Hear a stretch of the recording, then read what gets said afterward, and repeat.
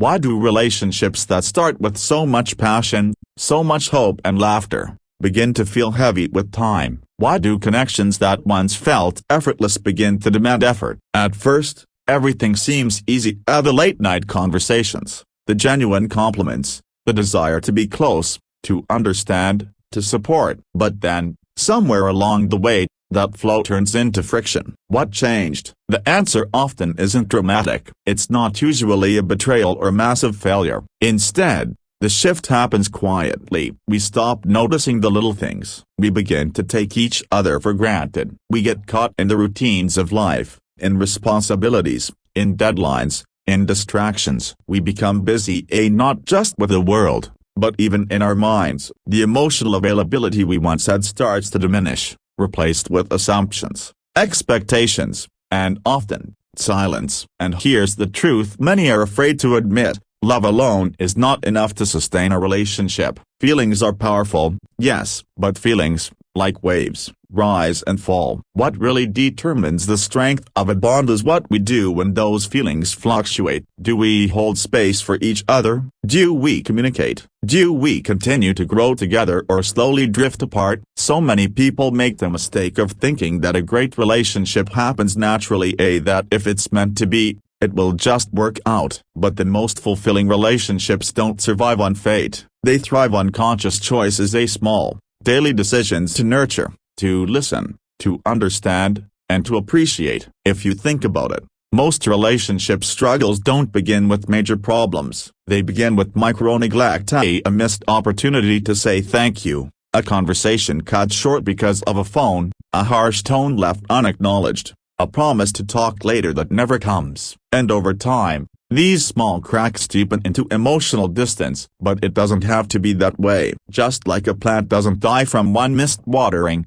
a relationship doesn't break from one mistake. It breaks when the pattern continues, when there's no effort to repair, to reflect, or to reconnect. That's the encouraging part. Healing doesn't require grand gestures. It starts with becoming aware. It begins by shifting from unconscious habits to intentional actions. It's about choosing to show up fully, not just physically, but emotionally and mentally every single day. There are people out there who seem to maintain deeply connected relationships despite life's chaos. And it's not because they're luckier or more compatible. It's because they apply simple principles that help them stay aligned. They aren't free from arguments or challenges, but they handle them differently. They don't let ego dominate, and they don't wait for the other person to change before making an effort themselves. What if the strength of your relationship isn't based on how little you fight, but on how deeply you understand each other? What if it's not about how much time you spend together,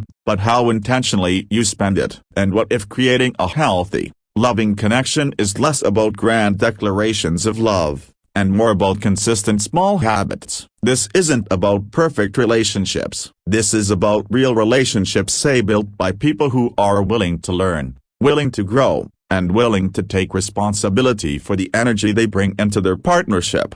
Because in the end, no one remembers how many things you bought them or how many fancy dates you planned. They remember how safe they felt with you, how deeply they were seen, how consistently they were appreciated, and how much they could be themselves without fear of being judged. If you've ever wondered why some relationships feel light, joyful, and supportive, even years down the line, it's because they're rooted in mindful action, not just emotional reaction. They're driven by intention, not obligation, and they're strengthened by three simple, powerful habits that anyone can practice, starting today. And that's exactly what we're going to uncover next. 3 relationship hacks that actually work. Not theories, not vague advice. Real, actionable principles that can reshape the way you show up in love, whether you're just starting a relationship or looking to deepen a long-term bond. Because the love we crave is not found, it is created, and it begins with what we choose to practice daily. One of the most silent yet destructive forces in any relationship is the shift from appreciation to expectation. In the beginning, every gesture feels special, a text message, a kind word, a simple effort to help or support. But as time passes, what was once noticed and appreciated starts to be taken for granted. The same actions that once made us smile now feel like obligations. And with that, the joy begins to fade. The remedy is simple. Restore appreciation. Start noticing the small efforts again. Say thank you not because it's polite, but because it's powerful. Appreciation creates a positive emotional loop. When people feel valued, they naturally want to give more. The more we appreciate, the more value we create in the relationship. It's not about ignoring imperfections, it's about choosing to focus on what's good and letting that fuel the connection. So ask yourself, when was the last time you expressed genuine appreciation? Not for a grand gesture, but for the everyday things that often go unnoticed. Start there.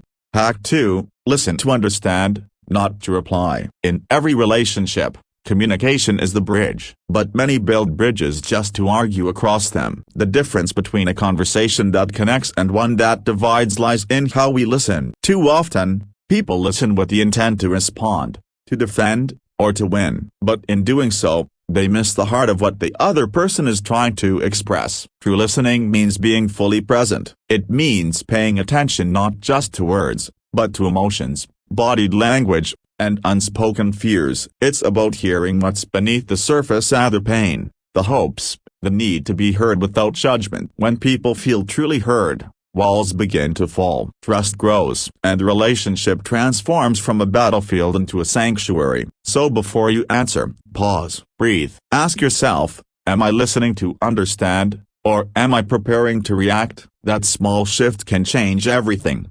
Hack 3, invest time like it matters, because it does. Time is the currency of relationships. Yet, in the chaos of everyday life, it's often the first thing we withhold. We give our energy to work, to screens, to social media, and what remains is given to those we claim to love the most. But love doesn't thrive in the leftovers of our attention. It needs our presence, undivided, intentional, and consistent. It's not about extravagant dates or long vacations. It's about small, meaningful moments of connection. 10 minutes of real, focused presence can mean more than an hour of distracted time. Put the phone down, look into their eyes, listen without rushing, speak with care, be fully there. When we start treating quality time not as a luxury but as a necessity, relationships begin to flourish again. Emotional distance shrinks, and the bond deepens.